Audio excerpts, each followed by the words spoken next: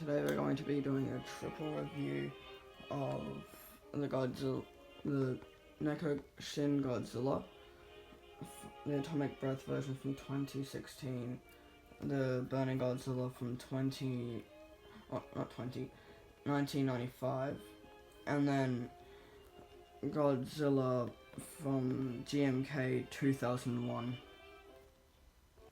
And to be honest, I'm going to start with the Shin Godzilla because this one has the most problems out of all of them. So, first of all, the feet have really exposed joints, which I can't really show right now because it's a bit too dark. And for the people that have this figure and don't want to worry about the atomic breath, it is bendable. You just need to use a little bit of heat. And then after that, you can bend it all around. No matter where you put it, it's going to stay. But that's actually all that the atomic breath does. The tails are like a weird curve. So whenever you just pose it straight down, there's gaps in between every single part of the figure. And like this part right here in the middle is just stupid. I don't know why they made it like that, but the head is weak for the swivel because it pops off sometimes, which don't feel like doing it right now to prove it because it takes a few minutes to put it back in. The neck doesn't move side to side that much. If you look from the side, yeah, but it does do a full swivel. They've painted there, which to be honest doesn't really need it. The hands are small because it's Shin Godzilla, and there's articulable parts there on the elbow and around the arm.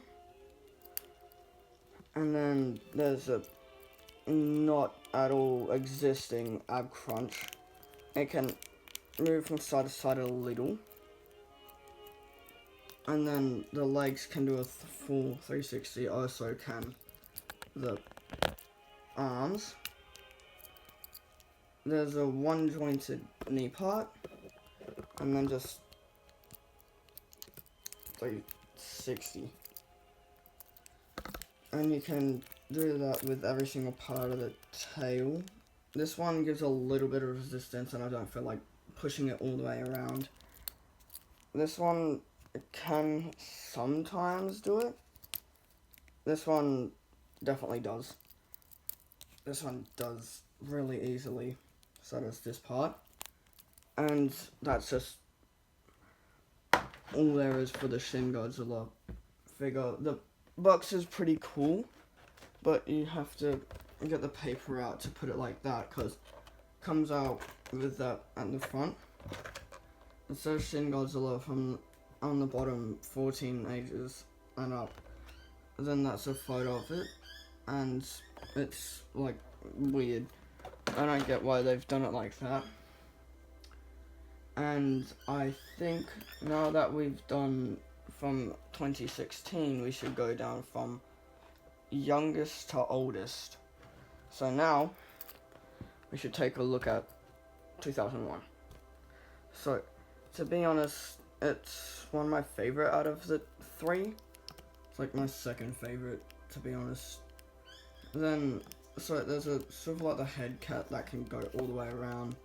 The teeth look cool until you look at the bottom teeth, which are just really small.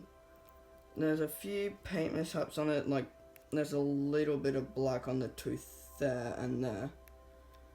And that's like literally the only mishap on the teeth, except for the gums. Now, the gums, those are one of the most annoying parts about this figure. There's just teeth paint all over the gums, and yeah, that's literally really annoying if you want to make it look cool. But yeah, the higher figure version, or the higher figure has just gone into pre-order for me and everyone else in Australia. There's a bend at the neck part there, and the tiniest bend down on the actual head, and there's a bend up. It doesn't do too good. Like, if you can tell, if I put him down, that's how high you can look up. There's a little existing up crunch. If you look really carefully, it can do a little turn. The arms have a swivel joint at like the wrist part there, and one in the actual arm, one at the elbow, and then one at the actual arm part, like every other one, and then just the exact same for the other arm.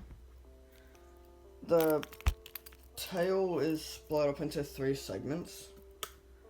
Never mind, 4, I just couldn't see it too well. Then there's part that goes down, down, down, down, but yeah, this figure's tail comes off really easily, so that has to go back. And the legs have a swivel, like so do the shin. One at the knee, one at the ankle, then one at the actual leg. And that's the GMK figure. Now, my favorite out of the 3, Burning Godzilla from 1955. There's a 1995. There's a little existing Y on the tail that doesn't do too well with bending. Now, one of my favorite parts is the head. The head can close the mouth and open it like normal. The neck is different though. The neck's not split into segments, split into one singular long part. And the head has a lot of detail for NECA, which do figures that aren't too good all the time. And there's I've crunched a little of it, and this one's basically the easiest to do a 360 with. The iron gets stuck sometimes, but little to no resistance. The legs, I accidentally bought 2. The other one I gave to my friend, and the leg kept on popping off. This one has perfect swivel on on both sides, but they make it look weird from the back because they're trying to make it look seamless, and they're making it so the legs stay like this when people like it like this. So there's 4 points on the tail, and yeah, the burning parts are translucent. There's a little crunch at the arm, so does the 2001 have, that can go out and in. Then wrist swivel, elbow joint moving. Then there's surprisingly one here to move around and sometimes go up, and there's one here, which is really good for a figure for stop motion. And then there's ankle swivel, which does 360, which has a little bit of pull. Then this one has pull and other stuff. So yeah, that's all the figures for today. I hope you have a fun day. I hope you subscribe, and put in the comments if you like the music that I was playing. I'll put up in the comments or in the description what they're called. Alright, bye.